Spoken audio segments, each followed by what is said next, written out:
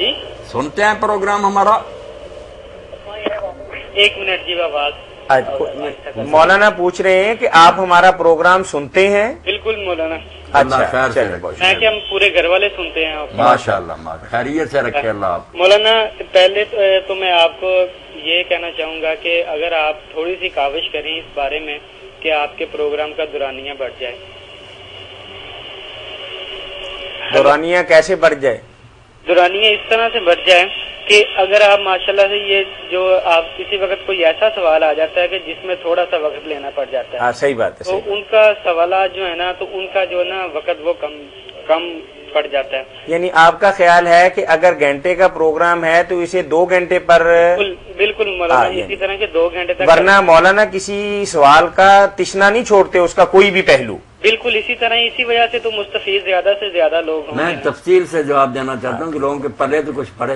बिल्कुल, तो उससे ना वक्त में ये अब 5:30 बजे, अब मुझे याद है, अब मैंने टीवी ऑन किया। ठीक है। तो अगर ये 4 बजे लग जाए तो अगर 15-20 मिनट इस तरह गुजर जाए तो अगर बंदा बाकी 1.5 घंटा तो सुन सकता है। आज हमने 40 मिनट पर शुरू किया था ना, आपको देर हो गई, उस वक्त से आपने ऑन किया होता तो बहुत कुछ सुन सकते। बिल्कुल, वो असल में स्लाइड चलती है 5 बजे से, अगर ये स्लाइड भी थोड़ी चल जाए तो लोगों को इसके बारे में ज्यादा नहीं। आप थोड़ी सी मेरा ख्याल है कि लाइल्मी का इजहार कर रहे हैं। स्लाइड वहाँ चलती है असर ता मगरब। हाँ, वहाँ 5 बजे का टाइम नहीं लिखा हुआ। तो 5 बजे ये है। हाँ ये है, वहाँ लिखा हुआ है। जो स्लाइड हमारी चलती है वो बड़ी मोहब्बत से गैलेक्सी केबल वाले चलाते हैं।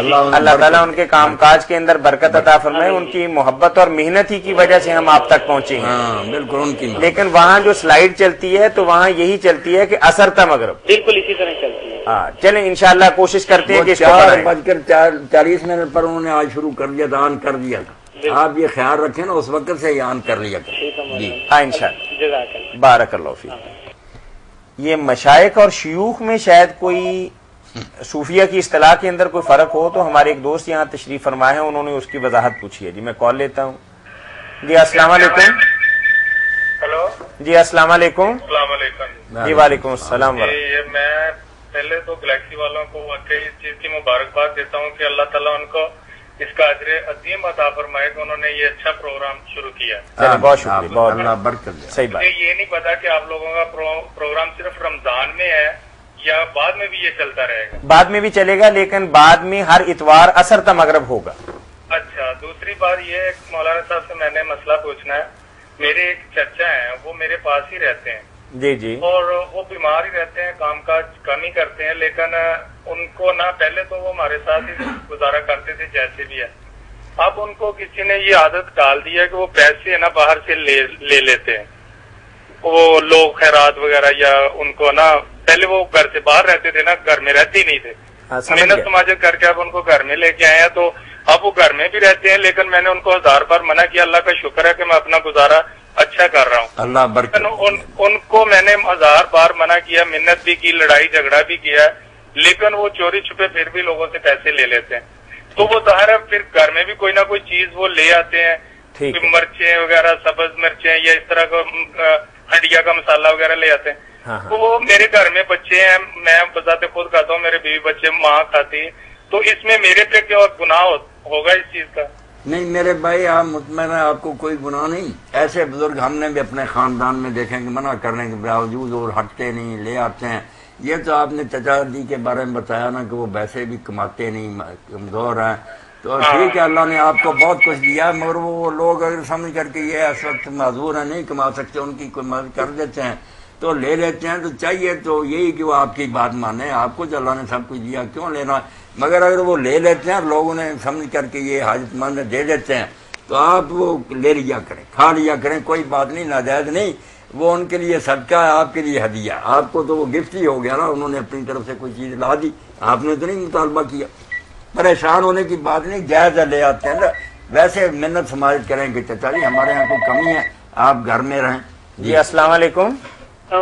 जी वालेकुम अस्सलाम वरहमतुल्लाह। आपसे मसला पूछ रहा था तरावियों का। हाँ। मैंने पूछा था कि औज़ बिल्लाहि तरतीला। हाँ। تو یار بڑی تفصیل کے ساتھ آپ کو بتایا مولانا نے. وہ آپ کا کٹ گیا تھا, میں نے تو بڑی تفصیل سے بتایا کہ جس طرح یہ قرآن مجید پڑھ رہے ہیں, اس سے تو اجر کی بجائے یہی خطرہ ہے کہ انہیں سزا نہ ہو جائے کہ قرآن پاک کو کسر کر پڑھتے. حضرت عمر کا آپ مسئلہ بتا رہے تھے. حضرت عمر رضی اس طرح اگر قرآن ان کے زمانے میں پڑھتا تھے, دروں سے خبر لیتے, وہ ایسی تراویح پڑھنے دیتے نہیں. وہ آپ نے کہا تھا کہ ایک بندہ آیا تھا, وہ یہاں سے لینڈ ڈراپ نہیں, وہ حضرت عبداللہ بن عمر رضی کو ان کے بیٹے کی بات ہے نا, کہ ایک آدمی نے پوچھا میں یہ جو جماعت ہوتی ہے تراویح کی, ان کے ساتھ نماز پڑھوں؟ تو انہوں نے کہا کہ کچھ صورتیں آتی ہیں تجھے؟ اس نے کہا آتی ہیں. تو فرمایا پھر گدھے کی طرح اس کے پیچھے خاموش کھڑے رہنے سے بہتر ہے کہ اپنی الگ نماز پڑھا. وہ مولوی صاحب اس طرح ہی پڑھتے تھے. ہاں بالکل الگ پڑھتے تھے. ابا جی نے جماعت شروع کروا دی تھی, پھر بھی نہیں پڑھتے تھے نماز, مسجد میں بھی الگ پڑھتے رہتے تھے, اور صحابہ پڑھتے تھے. یہ جماعت کوئی اتفاقی بات نہیں, اس وقت بھی لوگ مخالفت کرتے تھے. وہ کہتے ہم نہیں پڑھیں گے, یہ فرضوں کی جماعت ہے, نفل نمازیں اپنی الگ الگ پڑھتے تھے. سارے پھر بھی نہیں راضی ہوئے تھے, باپ بنے ہوئے جو الگ نمازیں اپنی پڑھتے تھے. تیز پڑھتے تھے وہ؟ نہیں, تیز نہیں پڑھتے تھے, لیکن وہ سمجھتے تھے کہ نوافل گھر پہ پڑھنے چاہیے اور الگ سے پڑھنے چاہیے. وہ کہتے ہیں نفلوں کی جماعت کی بجائے پڑھنا. حضور نے خود فرمایا تھا کہ فرضوں کے علاوہ نفل نمازیں اپنے گھروں میں پڑھو بہتر. لیکن حضرت عمر نے جماعت والا سلسلہ شروع کیا نہیں, وہ کبھی نہیں شامل ہوئے. انہوں نے دعائی دی کہ لوگوں اس سے بہتر ہے پچھلے وقت. اسی حدیث کا ٹکڑا جو لوگ بعد نہیں آتے تھے, انہوں نے کہا پھر یہ کیا ہنگامہ ہے کہ کوئی اکیلا پڑھ رہا ہے, کہ 2 4 جماعتیں کر رہا ہے, 100 جماعت ہو رہی ہے. اگر یہی کرنا تو پہلے وقت ہی پھر تم ایک آدمی پڑھ. اتنا ہی کام انہوں نے کیا, ورنہ یہ اعلان فرمایا اور آپ خود کبھی شامل نہیں ہوئے کہ پچھلے وقت گھروں میں پڑھنا اس کا افضل ہے. اب لوگ اگر مسئلہ چھپاتے ہیں تو حضرت عمر کا کیا قصور, ایک دن نہیں شامل ہوئے اس بات. چلیں بھائی بات واضح ہو گئی. تھینک یو جی, بہت شکریہ. جی یہ مشائخ اور شیوخ, ہاں کوئی بات نہیں, ایسی باتیں دوست پوچھ رہے تھے, مگر یہ یہاں پوچھنے کی باتیں تو نہیں ہیں. یہاں تو لوگ مرد عورتیں سن رہے ہیں. جی السلام علیکم. جی بھائی سے لوگوں کو کیا ملے گی؟ بابا جی آپ سے بتانا بھی چاہیے. اچھا مولانا آپ سے کوئی بات کر رہے ہیں. جی آپ سے مسئلہ پوچھنا ہے کہ کالے کپڑے پہننا گناہ ہے؟ کوئی گناہ نہیں عورت کے لیے نہیں, نہ عورت کے لیے نہ مرد کے لیے, کسی کے لیے گناہ نہیں ہے. البتہ اگر شوق کے لیے یہ پہنے پھر گناہ. اچھا, اور ایک مسئلہ اور پوچھنا ہے بابا جی, بنا پھر افسوس کے لیے کوئی نہیں. برتن اگر ناپاک ہو جائے تو اس کو پاک کرنے کا طریقہ بتا رہے. پاک میری بہن کیا, میں بند کرتی ہوں, آپ پھر بتائیں. ٹھیک ہے ٹھیک ہے ٹھیک ہے ٹھیک ہے.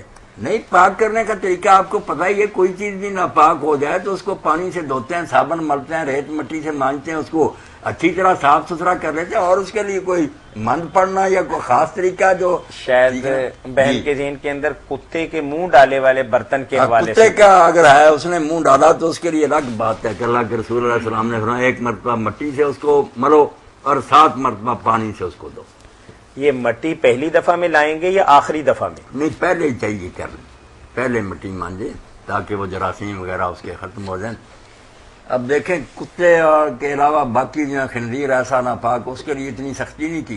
کتا جو ہے نا, اس میں سب سے بڑی جو خطرے کی بات ہے نا, اس میں ہلکا پن کا بہت مادہ, ہلکا ایسے جراثیم ہوتے ہیں کہ باولا پن. اس لیے نا اس کے لیے بہت سختی کی کہ مٹی کے ساتھ مانجو, 7 مرتبہ دھو, باقی صرف 3 مرتبہ ہی دھو رہ جائیں تو برتن پاک ہو. مولانا آپ نے جس حدیث کا حوالہ دیا تو میں نے ایک جگہ پڑھا کہ فرانس کے اندر بے شمار ڈاکٹر بیٹھے تو اس بات پر تجزیہ کر رہے تھے, تو انہوں نے بے شمار قسم کے کیمیکل استعمال کیے, لیکن کتے کی زبان کے اثرات اس کے اندر باقی رہے. لیکن مٹی اللہ تعالیٰ نے ایک ایسی چیز پیدا کی ہے کہ کتے کے یہ جو جراثیم ہیں اسی سے مرتے, باقی دنیا جہان کے کوئی بھی کیمیکل ڈال لیں اس سے شاید نہیں مرتے.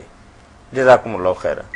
یہ شیوخ اور مشائخ والی بات تو پھر آپ نے نہیں, چلو کوئی بات نہیں بیان کر لیتے, مگر میں چاہتا ہوں کہ ایسی باتیں نہ پوچھی جائیں جو صرف السلام علیکم علم والے لوگوں کے کام کی ہیں. چلیں آج ان بھائی کو کہیں گے کہ آپ کے ساتھ بیٹھ کے افطاری کریں اور وہاں ڈسکس کر لیں.